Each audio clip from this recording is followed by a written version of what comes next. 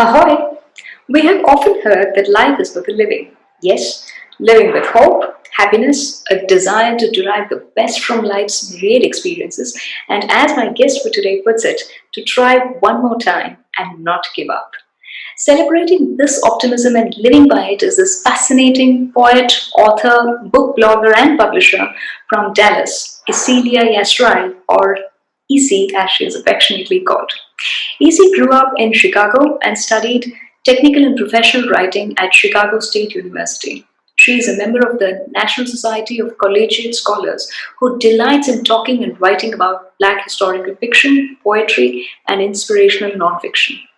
EC essays the dual role of a writer-publisher and is a founder of Yecheiliyah Books and the PBS blog, wherein she publishes the works of other writers, including book reviews, blog tips for indie authors and publishers. She hosts a very popular weekly segment dedicated to promoting Black history called the Black History Fun Fact Friday. In 2020, she published her collection of poems, My Soul is a Witness, and it is a very well received work and is currently now working on a science fiction. I must tell you this, EC is a firm believer in the existence of aliens. So join in and listen to this zestful, energetic writer from Dallas. But before that, a quick update to all my viewers and subscribers. From this week, I will be putting up my conversations with these fascinating writers in two parts on successive Sundays. Why? Because given our busy schedules and the demands on our time, the videos I thought is best split up into 20 to 30 minutes each rather than the 50 to 55-minute videos that I was putting up. Hope you continue to like, share, and subscribe. Please show your support by getting in more subscribers so that we can continue this literary engagement with brilliant writers from across the world. So, without further ado, let's dive in and listen to the energetic EC, and this is the first part of my conversation with her.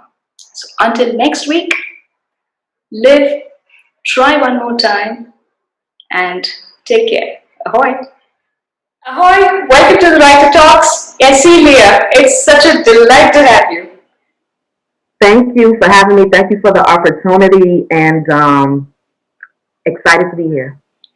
Happy New Year to you, and Yecheiliyah is an author, poet, book blogger, and you're also into publishing. So Yes. lovely mix of all the things connected with writing.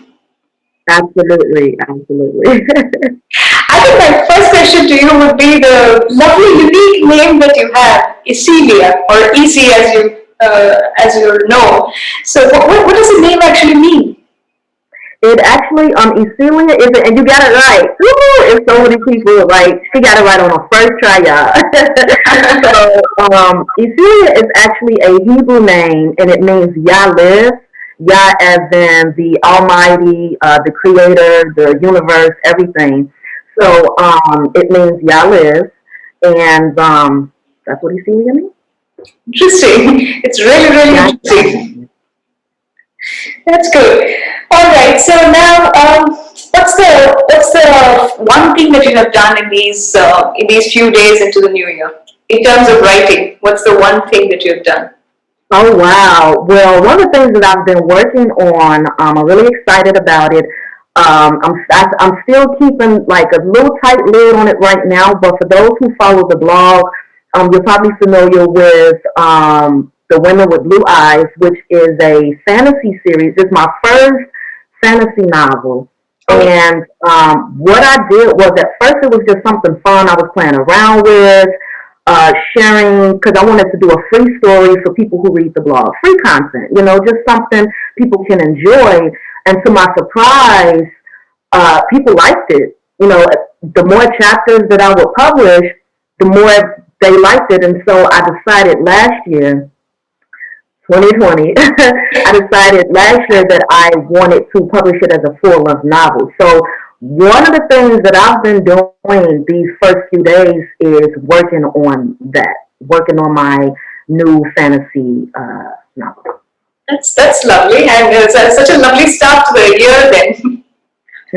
Absolutely. It's a different, it's a different direction for me as far as, because I usually write poetry and Black history, but of course there's still going to be some Black history within it, of course.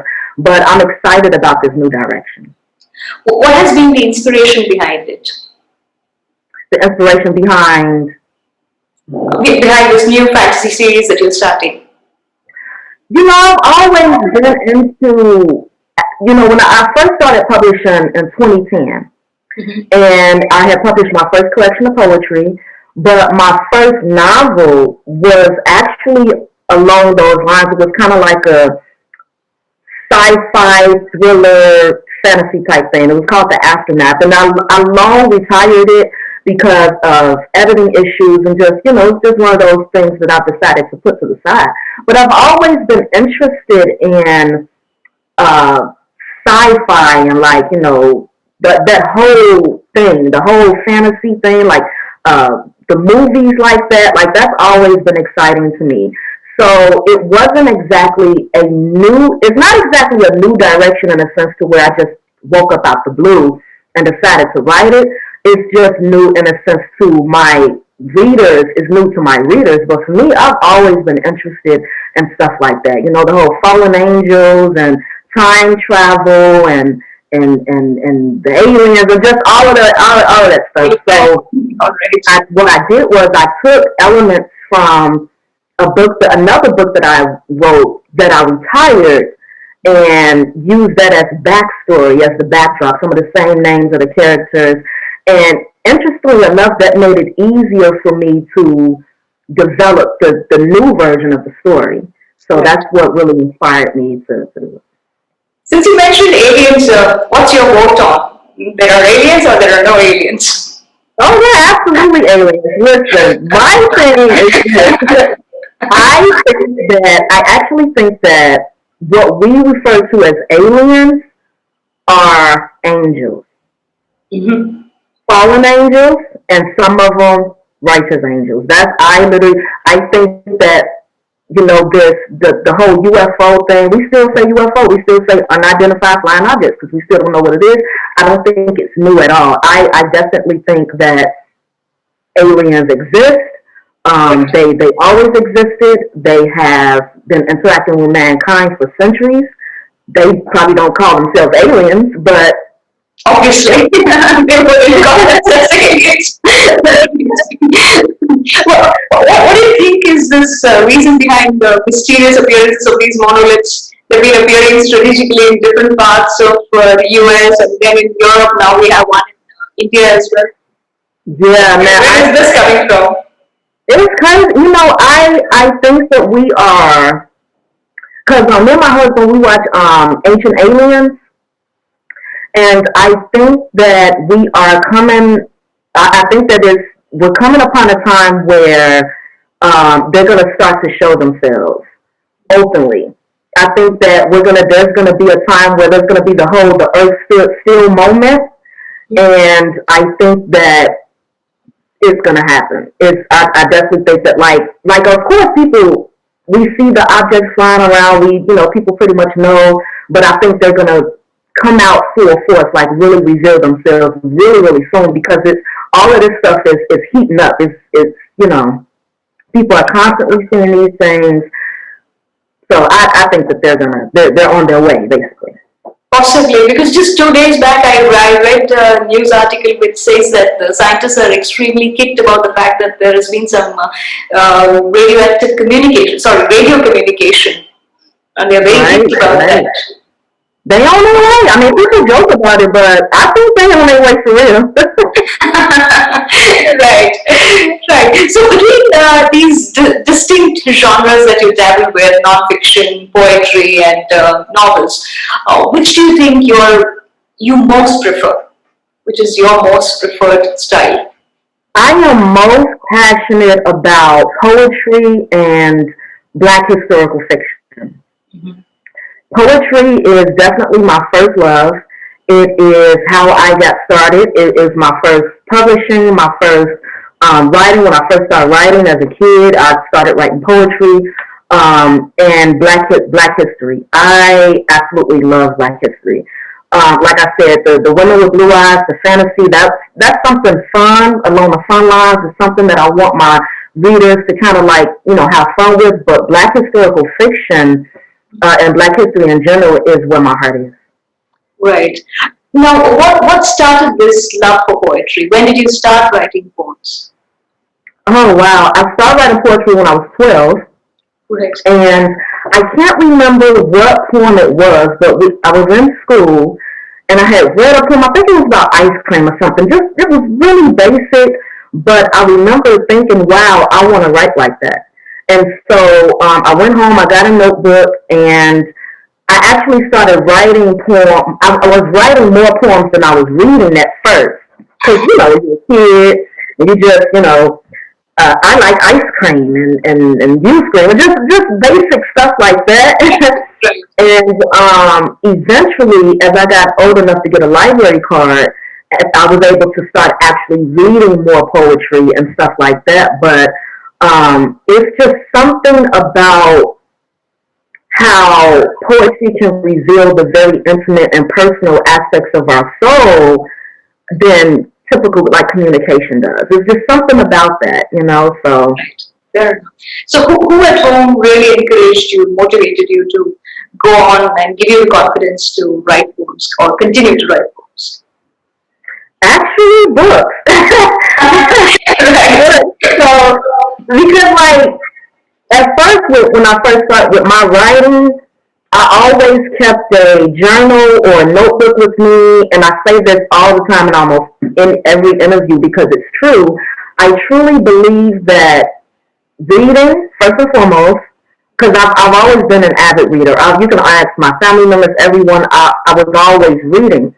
So reading and also keeping some kind of notebook or journal or diary with me throughout the years, like from 12 all the way through high school, all the way actually to today. I still collect notebooks and journals and pens and stuff like that.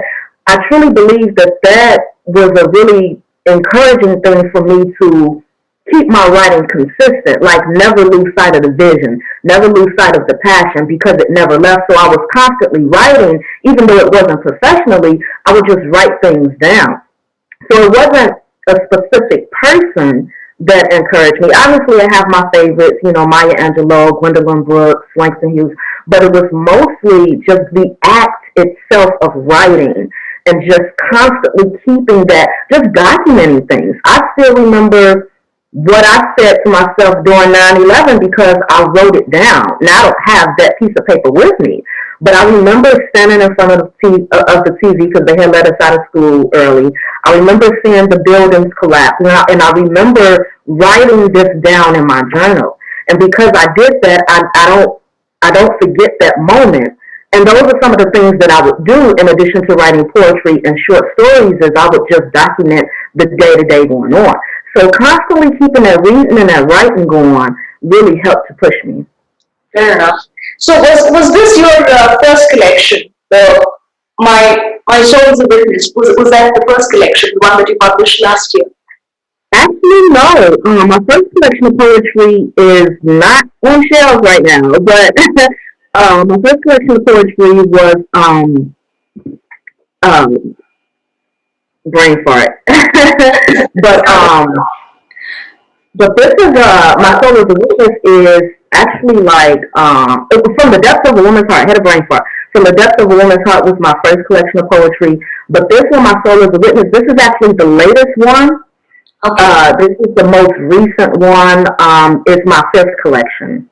Okay, all right. So can we talk a little more about My Soul's Witness? It's fantastic. You published it last year in such a tumultuous, 2020 has been such a tumultuous year, and you managed to publish this. How long did this take you to compile this particular collection? It took me about 3 years to finish this book. I'm a slow writer. I take my time, and with poetry, what I usually do is instead of sitting down and saying, "Okay, I'm going to write a poetry book," I don't usually do that. I just write poems. I share some on my blog, and stuff like that. And then over time, I collect and compile all of the poems that I've written into a collection. So this took about 3 years. This is 3 years worth of material. And the same thing with my other one, I Am So. It took 2 to 3 years to compile and to put together. So I published it last year, but it was definitely a journey. Right. Okay. So one of the poems that really struck me in this particular collection was A Poem is Born. I must thank you for sharing the collection with me. Brilliant set of poems. But this particular poem, A Poem is Born, I think is the first poem in the collection. Right. And these particular lines really are so powerful. When your hands tremble with uncertainty, too weak to hold the pen, too fragile to unvirgin the page, write anyway. Such a lovely coaxing that you give and an exhortation and impelling to write. I think that's brilliantly done. Would you like to speak about this poem? Yes, absolutely.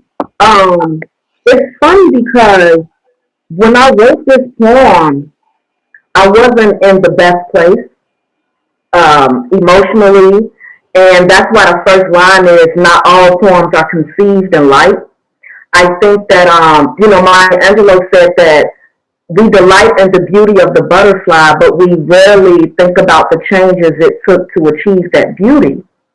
And that's usually what happens in life, whether it's social media or whatever, is that we look at people on the outside and we see the external happiness and accomplishments and stuff, but we never think about the struggles and the trials it took to get that person to be that whole person that you see.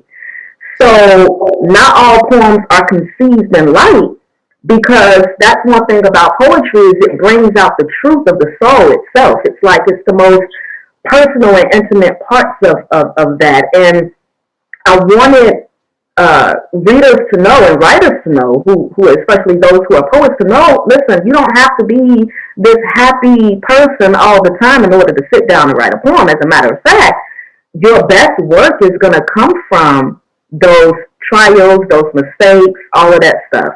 And you're not going to always necessarily sit down, and I tell people who want to write poetry, do not sit down and write a poem. Right. Do not say to yourself, I'm going to write a poem. Don't do that. Yeah. Sit down, and as I think Hemingway said, and bleed. Just sit down and just put all of everything that's in you that you don't have the guts to say out loud, put that on the page. And then the end, a poem is born. And you'll look back and be like, wait a minute. Okay. Don't try to dress it up in the beginning. Don't try to be fancy. Don't try to use $5 words. Just put it down. And you can dress it up later. Now, if you want to put some metaphors, similes, and alliterations, you can do that. But just sit down and bleed your truth. Absolutely. That's true. It's those hard-hitting, powerful experiences. That's what will resonate and strike chord with the reader as well. And I think admission of those frailties, those sad moments, those weak moments, those are as crucial as anything that is happy, for that matter.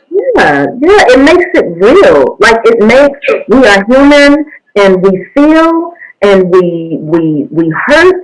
And just as much as we smile and we encourage and it makes the human experience real, it makes you real. So, right. So, which is your favorite poem in this collection? My favorite poem in this collection. Let me see, because I was looking at it now. I was going. I have a few. Sure. But one of the ones that I picked out, because I think that it's perfect for this time that we're in, right. Is remind yourself that you exist. Okay. And because I have some black rage and stuff like that, but remind yourself that you exist is something that I think that we all collectively, after coming out of 2020, I mean, I don't know why we think 2021 going to be better, but just coming out of everything that happened in 2020, and all the tragedies and people losing. Like I lost my mom in 2020. Just so much has happened. I think that we all need that reminder that we are here. Like we're here. You exist. Um, you don't have to move on, but you do have to move forward because you are here, you take up space, you are special, and just like we just got through from talking about having those trials and tribulations, it is just as important for us to remind ourselves that we are special too. Absolutely, absolutely. You're right, and these kind of experiences are the ones that really brings out the true character in a person, and you're able to process those emotions more meaningfully. Right, right. That's the point. The true character in a person. Absolutely, absolutely. Would you like to read that book for us, please? Oh, absolutely, girl. Great. Yeah, absolutely.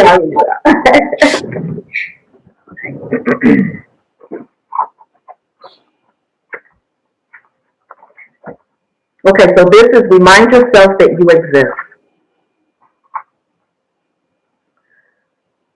When your hands are shaking so badly and your body is an earthquake, when your mind is a war zone of worry, when uncertainty is an uninvited guest snaking its way inside your mind and poisoning it with doubt, when you are weighed down by what is not yours to carry, when depression feels like a friend and sadness a sister, remind yourself that you exist.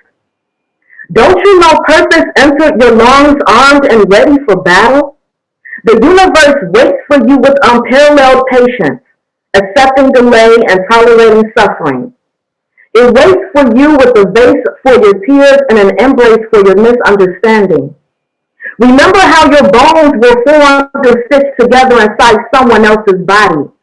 Remember that you are a miracle, a divine welcome, your mother and father's prophecy, a spiritual alliance of their passion, their history in one body. You are history, soil and earth, a timeless treasure. Purpose waits for you to find the courage to see yourself because you exist. You take up space. You send energy out into the world. You vibrate at a frequency that someone else understands. You speak a language that someone else feels. You are the manifestation of love. And the universe commands that you jump even when your heart is in your throat because you are here. Remind yourself that you exist. And that's that piece. I love the powerful, strong voice. It really urges you to take pride in who you are. It's brilliant, brilliant. The other thing that really struck me was the Black Plague. Again, it's so very exaltative, powerful, and reads so beautifully. What impelled you to write this one, the Black Plague? The Black Plague, oh man, like actually COVID in a way, interestingly enough, because I thought about the virus and just how it aggressively has killed so many people.